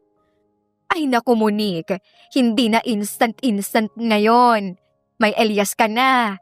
Siya na ang magtuturo sa'yo ng totoong pagluluto. Namula si Monique habang nagtatawanan ang dalawa. Nang maghahain na, ay naupo si Elias sa tabi ni Monique. Tikman mo, Monique. Ito ang tunay na lasa ng probinsya. Masarap nga. At alam mo ba, Elias, parang mas sumasarap kasi ikaw yung kasama kong kumakain. Natigilan si Elias sa sinabi ni Monique. Hindi niya napigilang hawakan ang kamay ng dalaga sa ilalim ng mesa. Walang nakapansin kundi sila. Bago umuwi si Elias ay sumama si Monique hanggang sa tarangkahan ng bahay. Tahimik silang naglakad sa ilalim ng maliwanag na buwan. Salamat sa lahat ngayon, Elias. Ang saya ko. Ako dapat ang magpasalamat Hindi ko akalain na magiging ganito kasaya ang buhay ko. Mula nang dumating ka. Nagkatitigan sila. Unti-unting inilapit ni Elias ang kanyang muka. Pero mabilis na umiwas si Monique sabay tawa. Good night na. Baka pagalitan ako ni Tia Isabel kapag nagtagal pa ako dito. Ngumiti si Elias at tumango. Pero bago siya umalis ay marahan niyang hinawakan muli ang kamay ng dalaga. Good night, Monique. Bukas ulit. Pagpasok ni Monique sa bahay ay hindi niya napigilang huminga ng malalim at mapangiti ng sobra. Ramdam niya na simula nang sagutin niya si Elias, ang bawat araw ay punong-puno ng saya at kilig. Lumipas ang mga linggo at patuloy na naging maayos ang kanilang pagsasama. Pero isang araw ay dumating ang hindi inaasahang bisita na yayanig sa kanilang matamis na pagmamahalan. Isang araw na galing sa bukid ang magnobyo ay dumiretso sila sa bahay ni Tia Isabel. Malamlam ang sikat ng araw na dumadampi sa mga dahon ng puno sa bakuran ni Tia Isabel. May mga manok na nagkakahig sa lupa. May iilang asong nakahiga sa lilim at may hanging dumadaloy na nagbibigay ng katahimikan. Ngunit ang katahimikang iyon ay biglang nabasag nang bumungad ang isang magarang sakyan sa tarangkahan. Nagulat si Monique, nakakarating lang. Hawak ng matanda ang sangsobre na naglalaman ng bank withdrawal slip. Bumaba ng kotse si Don Ramon. Matikas pa rin ang tindig, nakasuot ng mamahaling suit, ngunit bakas ang galit sa kanyang muka. Ang kanyang mga mata ay naglalagablab na parang apoy na handang tumupok sa kahit sinong humarang. Monique! Daddy? Ano pong ginagawa ninyo dito? Ano itong nalaman ko? Nag-withdraw ka ng 100,000. Para saan, ha? Ginamit ko po yung pera para matulungan ang mga magsasaka na nasalanta ng nakaraang bagyo. Tinulungan mo ang mga magsasaka? O nagte-take advantage sa'yo ang lalaking ito? Daddy, hindi mo naiintindihan. Ako ang nag-decide noon, hindi sa Elias. At isa pa po, ay wala naman pong napunta sa kanya. Lahat ng pera ay naitulong ko po sa mga magsasakang nasalanta ng bagyo. At ikaw? Ikaw ba ang dahilan nito? Sinamantala mo ang anak ko. Isang hamak na magsasaka. Tapos pinapaikot mo siya para makuha ang pera niya. Sir, wala po akong kinalaman sa pera. Hindi ko hiniling kay Monique na gawin yon. Hindi ko siya sinasamantala. At wala din hong napunta sa akin na pera. Huwag kang magsisinungaling. Alam ko ang mga katulad mo. Nagpapakitang mabait. Pero pera lang pala ang habol. Galit pa rin saad ni Don Ramon at hinablot pa niya ang kwelyo ni Elias. Tama na, Daddy. Huwag mo namang saktan sa Elias. Hindi siya ganon. Ako ang nag-withdraw kasi gusto kong tumulong dito sa probinsya. Gusto kong matuto. Gusto kong maging bahagi ng buhay ng mga tao dito. Monique, anak. Sobra ka na. Hindi mo alam ang pinapasok mo. Uuwi ka sa Maynila ngayon din. Hindi, Daddy. Hindi ako uuwi. Dito ako mananatili. Dito ko natagpuan ang totoong kaligayahan. Mahal ko si Elias, Daddy. At kahit anong sabihin mo, hindi ko siya iiwan. Sir, hindi ko sasaktan ang anak ninyo. Handa akong patunayan na mahal ko siya. Kahit anong hirap, kahit anong hamon, kahit wala akong kayamanan, ibibigay ko lahat sa kanya. Ang kaya ko para sa kanya, ibibigay ko. Monique, bakit pa palagi mo na lamang akong sinusuway? Kaya kita rito pinadala ay para matuto ka sa buhay. Pero bakit parang bagong problema na naman ang dulot nito? Bakit ngayon ay mas gusto mo ang mahirap na buhay? Daddy, hindi ito hirap. Ito ang tunay na buhay. At dito ko gustong magsimula ng panibago. Kasama siya. Tahimik na lumapit si Tia Isabel. Hindi niya agad isiningit ang sarili sa usapan. Pinagmasdan niya ang kanyang pamangkin at ang Don na halos magbanggaan ng noo. Alam niyang nasa delikadong punto na ang lahat. Sa gilid, ang mga kapitbahay ay dahan-dahang lumalapit. Naririnig nila ang matitinding mga salita ng mayamang bisita. Ngunit walang nangahas na sumabat. Ramon, tama na. Hindi makakatulong ang pagmumura at panlalait. Anak mo pa rin si Monique. Hindi mo siya mapipilit kung iba ang nilalaman ng puso niya. Isabel, wala kang alam. Bata pa ang anak ko. Napaka-emosyonal. Hindi niya alam kung ano ang tama at mali. At ikaw ba, Ramon? Alam mo ba ang tama? Ang tama ba ay ikulong siya sa buhay na ikaw ang pumili? O hayaan siyang hanapin ang sarili niyang kaligayahan? Hindi ako makapapayag na isa-isang mahirap na magsasaka lamang mapupunta ang anak ko. Pinaghirapan ko ang magandang kinabukasan para sa kanya. At hindi ako papayag na masayang ang lahat ng iyon. Hindi ka ba masaya na nagbago at naging mabait na si Monique? Masaya akong nagbago siya. Pero hindi ako masayang nakipagrelasyon siya sa isang hampas lupa. Gagamitin lamang siya ng lalaking yan. Gusto lamang siya niyan dahil sa kanyang pera. Hampas lupang magsasaka? Isang tulad ko? Yan ba ang ibig mong sabihin? This is not about you. Pinili mo ang buhay na yan. Hindi pa rin ba tapos ang issue na yan? Oo, pinili ko ang aking namayapang asawa. Mahirap lamang siya. Isang magsasaka pero kahit kailan ay hindi niya ako ginamit para sa pera ng ating pamilya. Minahal niya ako ng buo at araw-araw ng buhay niya ay pinili niya akong pasayahin. Hindi ka mo mahirap ay mapagsamantala na. Sinubok mong hadlangan ang pagmamahalan namin dati ni Emil. Sana, huwag mong gawin iyon sa iyong anak. Huwag mo nang ungkatin pa ang nakaraan. Mawalang galang na ho. Tama naman ho ang sinasabi ni Tia Isabel. Maaaring mahirap lamang ako. Pero mahal ko po ang anak ninyo at hindi ko siya sasaktan kahit kailan. Bumaling ang Ginoo kay Monique. Kung hindi ka sasama sa akin pauwi ng Maynila, ay kailanman, hindi mo na ako makikita pa. Daddy naman, huwag mo naman po akong ganyanin. Mahal ko po kayo pero mahal ko rin po si Elias. Nobyo ko na po siya at mahal po namin ang isa't isa. Nasisiguro ko po na hindi lang pera yung gusto niya sa akin. Mamili ka, Iha. Ako o ang lalaking yan. At kapag pinili mo siya, ay mawawala sa iyo ang lahat. Puputulin ko ang lahat ng credit cards at ATM cards mo. Mawawalan ka ng pera. Maghihirap ka.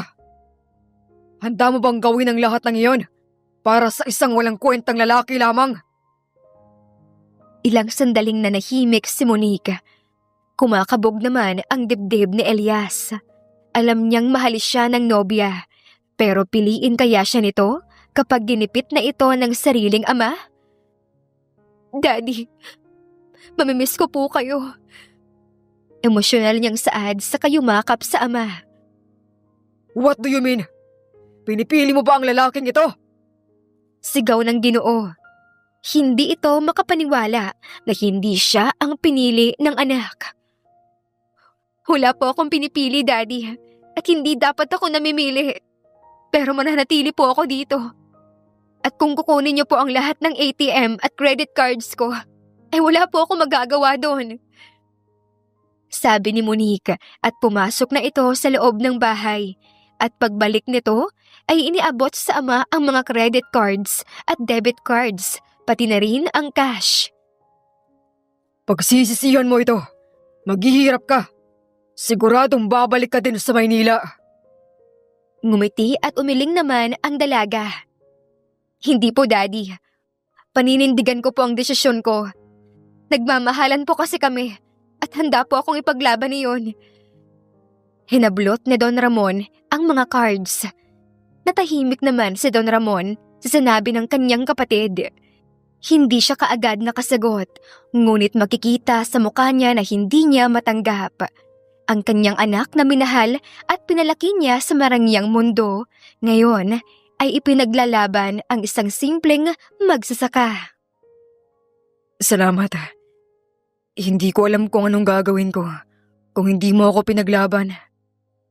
Hindi na mahalaga ang pera, Elias. Ang mahalaga ay ikaw. At kahit sinong kumontra, ikaw pa rin ang pipiliin ko. Bumaling ang dalaga sa kanyang ama. Daddy, hindi ko ito simpleng desisyon lang basta.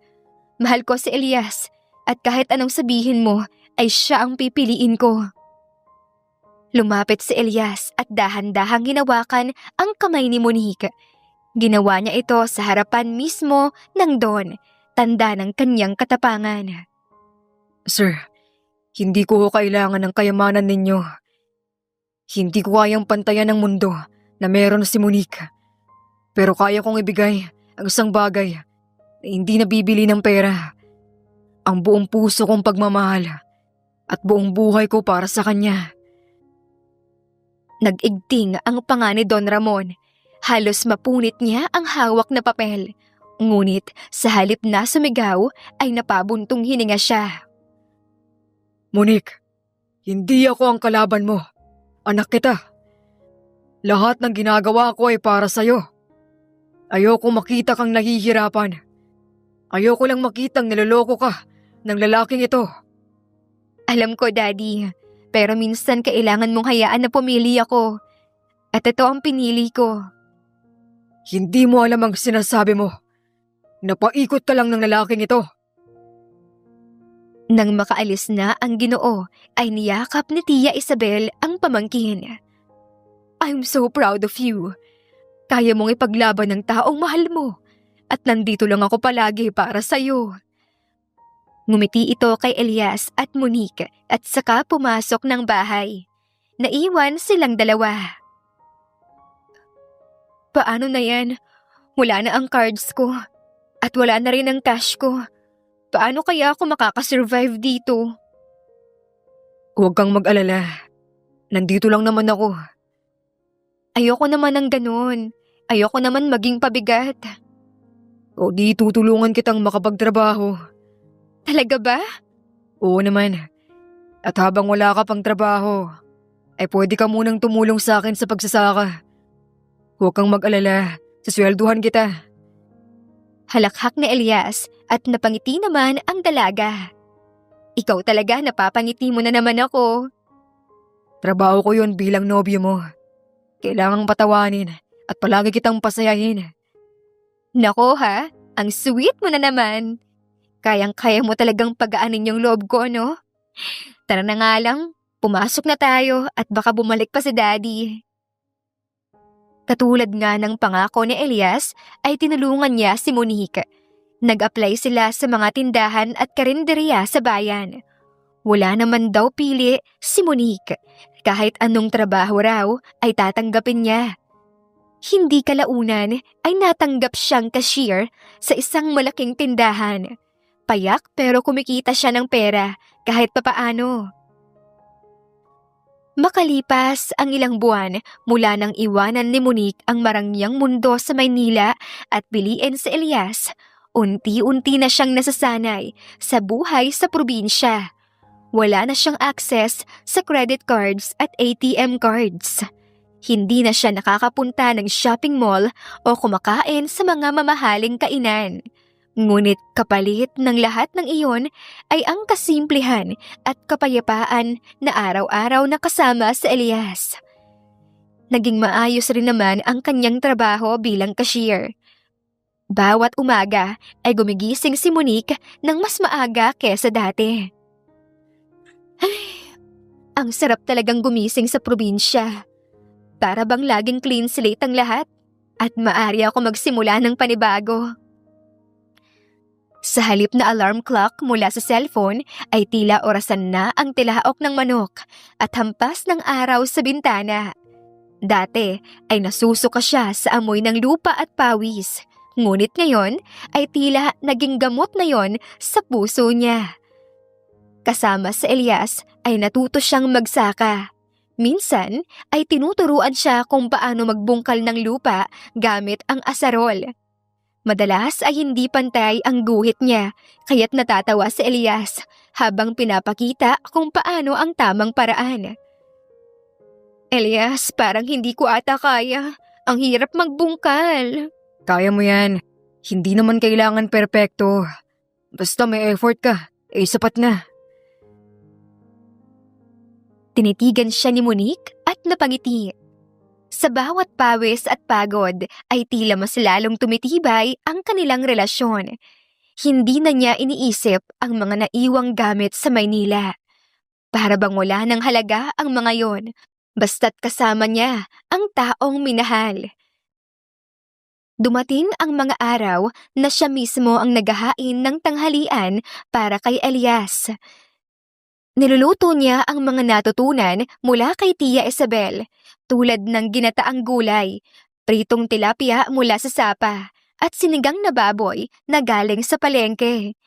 Hindi man kasing elegante ng mga restaurant na kinagisnan niya, ngunit puno iyon ng pagmamahal at simpleng kasiyahan. Tuwing gabi ay magkasama silang nauupo sa ilalim ng mga bituin. Pinapanood nila ang kalangitan habang maghahawak ang kamay. Hindi ko akalain na makakasama kita dito. Dati, iniisip ko na hanggang panaginip lang ang ganito. Ako rin. Kung hindi ako pinadala dito ng daddy ko, malamang hindi kita nakilala. At baka hanggang ngayon ay hindi ko pa rin alam kung ano ang tunay na kaligayahan. Monique, salamat ah. Salamat dahil pinili mo ako. Salamat kasi pinaglaban mo ako. Salamat din sa pagmamahal at pag-aalaga mo sa akin. Lumipas ang mga buwan habang mas lalong sumasabay si Monique sa takbo ng buhay sa probinsya, ay mas lalong humahanga sa Elias sa tapang at tibay ng kanyang kalooban. Nakita niya kung paanong ang isang babaeng dati ay walang alam kundi mag-shopping at mag-good time lang, ngayon ay marunong nang magtanim at mag-ani. Dahil dito, dumating ang araw na nagpasya sa Elias. Hindi na sapat ang magkasama lang sila. Gusto niyang gawing formal at habang buhay ang kanilang pagmamahalan. Isang gabi matapos nilang maghapunan kasama si Tia Isabel, inaya ni Elias si Monique na lumabas at maglakad sa bukirin. Tahimik ang paligid. Ang mga alitaptap ay nagliliparan sa dilim, habang ang buwan ay maliwanag na nakasilip. Habang naglalakad, biglang huminto si Elias at hinarap si Monique. Bakit tumigil ka? May problema ba? Kabado niyang tanong. Ngumiti si Elias, ngunit halata ang kaba sa kanyang mga mata. Monique, matagal ko nang gustong sabihin to. Alam kong wala akong kayamanan. Wala akong maibibigay na magarang buhay. Pero kaya kong ialay ang buong puso at buhay ko para sa'yo. Ha? Anong ibig mong sabihin? Bakit parang ang drama mo yata ngayon na? Ngumiti lamang si Elias, pero hindi na ito sumagot. Nagulat si Monique nang dahan-dahang inilabas ni Elias ang isang maliit na kahon mula sa kanyang bulsa. Hindi ito galing sa mamahaling tindahan, hindi rin ito mamahaling singsing, kundi isang simpleng singsing na pinaukit pa niya sa isang alahero sa bayan, ang kanilang mga pangalan. Lumuhod si Elias sa harapan ni Monique. Monique, isa lang ang pinakamatindi kong pangarap sa buhay. Yun ay ang alagaan at mahalin ka sa araw-araw. Will you marry me? Madamdaming sabi ni Elias. Napasinghap naman si Monique. Ang kanyang mga mata ay napuno ng luha. Ngunit hindi iyon luha ng kalungkutan, kundi ng labis na kaligayahan. Wala din naman siyang ibang gusto kundi ang makasama habang buhay ang lalaking pinakamamahal niya. Elias, oo, pakakasalan kita. Agad siyang yumakap kay Elias. Hindi na niya hinintay na isuot pa ang singsing bago niya iparamdam ang pagmamahal na yon. Sa gabing iyon, sa ilalim ng maliwanag na buwan, nasaksihan ng mga bituin ang pangako ng dalawang pusong pinagbuklod ng tadhana. Walang yaman at walang marangyang bagay ngunit puno ng tunay na pag-ibig. Si Monique, ang babaeng dati ay hindi marunong mabuhay ng walang luho, ay natutong tanggapin ang hirap kapalit ng tunay na ligaya. Si Elias, ang magsasakang matagal nang nananabik sa pagmamahal, ay natagpuan ang babaeng handang lumaban para sa kanya. At doon nagsimula ang kanilang bagong kabanata bilang dalawang pusong nangako na magiging isa. Agad nilang inayos ang lahat ng dokumentong kakailanganin para sa kanilang kasal. Kinailangan pang ang lumuwas ni Monique ng Maynila para ayusin ang kanilang mga dokumento. Nang sila ay pauwi na, ay tinanong siya ni Elias. Sigurado ka bang gusto mong sumama sa akin? Pabalik sa San Antonio? Kabadong tanong ni Elias. What? Bakit naman ako hindi sasama sa'yo? Okay ka lang ba? Wala naman. Naisip ko lang kasi na nandito tayo ngayon sa Maynila. Baka mamiss mo yung buhay dito. Baka bigla mong maisip na mas masaya ka pala dito. Naku, hindi ko kailangan ng pera o luho. Elias, ikaw lang sapat na. Hindi ako matutuksong bumalik sa dati kong buhay. Masaya ako nakasama ka at hindi ko yun ipagpapalit sa kahit anong karangyaan. Salamat, Monique. Salamat sa pagmamahal mo. At ako, Monique, I promise you na hindi kita bibiguin. Habang buhay kitang mamahalin. Sa wakas ay dumating na ang pinakahinihintay na araw ni na Elias at Monique. Isang simpleng simbahan sa baryo ang kanilang piniling pagdausan ng kasal. Hindi ito enggrande na tulad ng mga nakasanayan ni Monique noong siya ay nasa Maynila. Pero para sa kanya ay mas mahalaga ang kahulugan kesa sa marangyang disenyo. Ang simbahan ay yari sa bato at kahoy. Ang mga bintana ay may makukulay na stained glass na nagpapadaan ng liwanag ng araw at nagiging parang bahaghari sa sahig ng altar.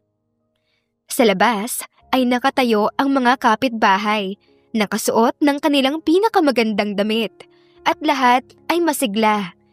Ang mga bulaklak na pinitas mula sa mga hardin ng mga taga-baryo ang ginamit na palamuti sa pasilyo. Mabango ang paligid dahil sa mga sampagita at rosas na nakalagay sa mga paso. Nakahanda si Monique sa harapan ng salamin bago magsimula ang misa. Nakasuot siya ng isang puting gown na hindi magarbo, ngunit napaka-elegante. Ito ay gawa lamang ng lokal na mananahi, ngunit bagay na bagay sa kanyang kagandahan. Ang kanyang buhok ay inayos ng mga kababaihan sa baryo at tinernuhan ng maliit na korona ng bulaklak. Samantalang si Elias ay nakasuot ng simpleng barong Tagalog. Hindi siya sanay sa gantong ayos kaya medyo naiilang siya. Ngunit nang makita niya ang sarili sa salamin ay napangiti siya. Hindi niya akalain na mangyayari ito, na ang isang katulad niya na simpleng magsasaka ay makakatayo sa harapan ng altar kasama ang babaeng pinakamamahal niya. Nagsimula na ang misa. Habang naglalakad si Monique sa pasilyo, ay naramdaman niya ang pagtibok ng puso niya. Ang mga tao sa simbahan ay napangiti at ang ilan ay napaluha. Si Elias ay nakatayo sa altar, hindi makapaniwala sa kanyang nakikita. Pagdating ni Monique sa harapan, ay hinawakan ni Elias ang kanyang kamay. Tahimik silang nagkatitigan bago ipagpatuloy ng pari ang seremonya. Sa hirap at ginhawa, sa yaman at kahirapan, sa sakit at kalusugan. Wika ng pari. Sabay na sumagot sina Elias at Monique. At sa wakas ay idineklara sila na mag-asawa ng opisyal. Masigabong palakpakan at hiyawan ang sumunod mula sa mga bisita. Hinalikan ni Elias si Monique, puno ng pagmamahal at pangako. Matapos ang madamdaming seremonya ng kasal ay dadako na sila sa selebrasyon. Pagkatapos ng misa ay nagtungo sila sa bukid kung saan idinaos ang kanilang simpleng handaan. May mahabang mesa na yari sa kawayan. May mga banderitas na nakasabit sa itaas na gawa lamang sa makukulay na papel. Ang pagkain ay niluto ng mga kapitbahay. May adobo, pansit, inihaw na tilapia, pritong manok at malaking kaldero ng kanin. May ilang bote ng soft drinks at mga candy para sa mga bata. Masaya ang lahat. May mga sumasayaw, may mga kumakanta, habang ang ilan ay naglalaro sa gilid. Si Tia Isabel ay abala sa pagbati sa mga bisita. Kita ang tuwa sa kanyang mga mata dahil natupad na rin ang pangarap niyang makita ang pamangkin na masaya at tunay na nagmamahal. Masaya din ang mga tao para sa bagong mag-asawa. Mabait kasi sa kanila si Elias. Marami itong natulungan at dahil naging mabait at mapagkawang-gawa rin si Monique ay minahal na rin siya ng mga tao. Nasa gitna ng kasiyahan ang lahat nang biglang dumating ang isang itim na kotse. Huminto ito sa gilid ng kalsada at bumaba mula rito ang isang pamilyar na tao, si Don Ramon, ang ama ni Monique. Sandaling natahimik ang lahat. Akala ng mga bisita ay may mangyayaring kaguluhan. Maging sina Elias at Monique ay natigilan. Nakita ni Monique ang seryosong muka ng kanyang ama habang papalapit ito. "Daddy," mahina ngunit nanginginig na bulong ni Monique. Lumapit si Don Ramon, nakasuot ng maayos na barong. Huminto ito sa gitna at saglit na tumingin sa mga tao bago binaling ang tingin kay Monique at Elias. "Araw po ito ng kasal ko. Huwag na po ninyo sana kaming guluhin. Nakikiusap po ako, Daddy." Anak, hindi ako nandito para manggulo. Nandito ako para bumati at humingi ng tawad. Nagulat si Monique. Hindi niya akalain na maririnig ito mula sa kanyang ama. Patawarin mo ko, anak. Masyado akong naging mahigpit at mapangusga. Hindi ko nakita ang tunay mong kaligayahan. At ikaw, Elias, patawad din sa lahat ng masasakit na sinabi ko. Nagkamali ako sa panghuhusga sa'yo. At pati ikaw, Isabel, patawarin mo din ako sa lahat ng naging pagkukulang ko bilang kapatid. Sorry sa mga masasakit kong mga nasabi. Tahimik ang lahat. Naramdaman ni Monique ang pagpatak ng kanyang luha. Nilapitan niya ang ama at niyakap ito. "Daddy, matagal ko nang hinintay na marinig yan. Pinapatawad na po kita." Lumapit din si Elias. Wala na po yun, Don Ramon. Ang mahalaga ay nandito kayo ngayon at tinanggap niyo na po kami. Salamat, iho. Ngayon ay tunay na panatag na ang loob ko na ikaw ang nakasama ng anak ko. Nagyakapan silang tatlo. Naging emosyonal ang sandaling iyon at napaiyak ang mga bisita. Muling bumalik ang kasiyahan. Ngayon ay mas buo at mas masaya dahil nakasama na rin dito ang ama ni Monique. Sa gitna ng bukid, sa ilalim ng maliwanag na buwan at mga kumukutitap na bituin, nagsimula ang bagong kabanata ng buhay ni Elias at Monique bilang mag-asawa, nahaharap sa lahat ng hamon ng magkasama. Sa gitna ng kasiyahan sa bukid, ay nagtawanan ang lahat habang nagsasayawan. Ang mga bata ay nagtatakbuhan, ang matatanda ay kumakain pa rin, habang ang mga kabataan naman ay nagsisigawan sa tuwa. Sa gitna ng lahat ng iyon ay magkahawak kamay sina Elias at Monique at parehong hindi makapaniwala na natupad na ang kanilang mga pangarap. Hindi ko akalaing darating ang araw na ito. Bulong ni Monique kay Elias habang nakasandal sa balikat niya. Ngumiti si Elias at hinaplos ang kanyang buhok. Ako man. Pero pinatunayan mo sa akin na walang imposible kapag may pagmamahalan. Napatingin si Monique sa baligid, sa mga simpleng palamuti, sa mga taong masaya at sa kanilang tiya na nakangiting pinagmamasdan sila. Lahat ng ito ay naging espesyal dahil kasama niya ang lalaking minahal niya ng buong puso. Biglang nagsigawan ang mga bisita. "Kiss! Kiss!" Sigaw nila. Namula si Monique ngunit natawa. Hinawakan ni Elias ang kanyang pisngi at marahang hinalikan siya sa harapan ng lahat. Nagpalakpakan at nag-ingay ang mga bisita. May ilan pang nagsipol at nagbiro. Habang tumatagal ang gabi, ay unti-unti nang kumukupas ang liwanag ng araw. Maraming salamat po at shoutout po sa mga sumusunod. Nathan Canada, Lisa Lisa, Eli Evangelista Anderson, Rosemary Vasquez, Charlene Cartilla, Nat Greenfax, Wilma Oliveros, Jennifer from Singapore, Ederlina Albiso, Lloyd Dagabas, Rad TV of Hong Kong, Presbyteros Rose Ostanalito, Eli Evangelista Anderson, Jalen Barobaro,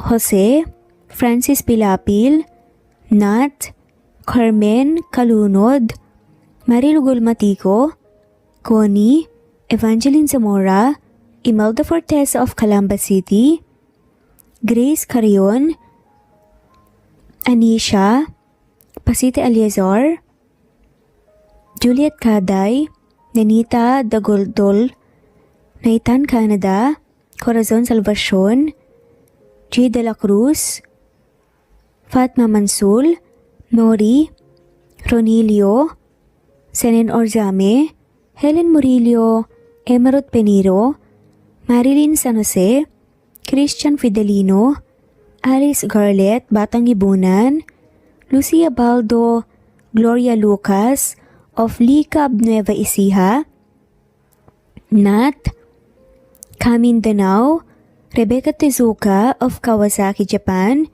Elvie Candontol, Annie Hoson, Marie Cristal Hilario, Lloyd Danankil, Merlilyn, Fe Navares, Jelly Tampos, Chubby Doll, Charlene Naton of Bog City, Cebu, Ana Victorina, Ann Mariano, Teresita Schmid, Liliano Bebe, of Rome, Italy, Marisa de los Reyes Arroyo, Eli Bitasolo, Kidim Tess, Kinshano Ebas, Maria Elena Barosa, Nora Bell, Sevan, Nathan, Lilia of Macau, Carmencita Falcon, Geraldine de Jesus, Annalyn Divina Gracia, Adorias, Aradhani, Vilma Lukban, Remedios Solmantil,